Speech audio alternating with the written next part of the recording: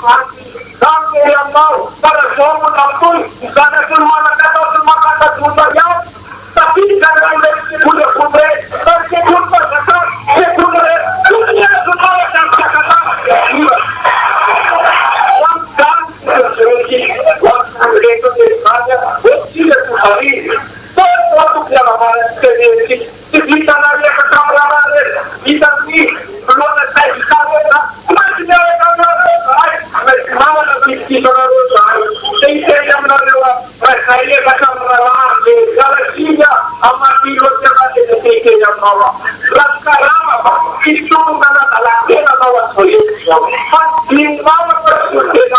lima berjalan bersud bagi sini saya kita sangat saya pasti dia memang menangkap dia memang siapa kemudian mana terjadi halnya apa ini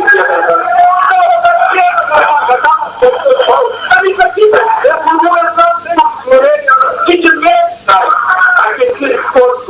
suara walau yang tu tapi nama bawa sampai bahkan jauh dalam berita dia kalau itu adalah mereka yang macam yang lain mereka itu cara malewa suara kalau mana ya macam dia orang dari kursi ini tu suara beda mana tu suara lain kalau bukan buat atau dia tu suara beda tu suara untuk kalau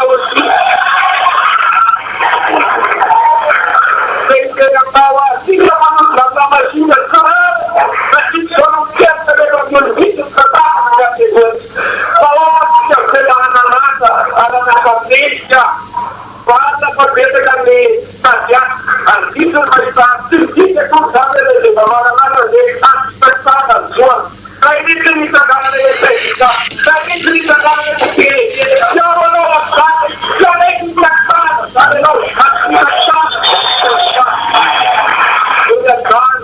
kita saya kamu saya para ulama kita bukan tidak tidak pada itu kemarin itu kacau orang yang katakan lama yang sudah yang lain cuma itu etika daripada sana lama saya atau dalam tidak ini saya dalam kata yang gampang dan mudah. Hai tanya mana nak itu lain. Pengambilan orang sahabat, jualan baik. Polisi semua berpang lagi lah. Mana tahu baik.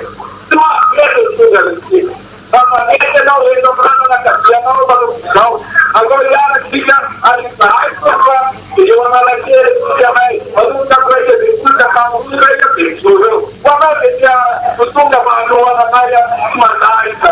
Ada semua yang kita wala tahu. Maka tu kalau orang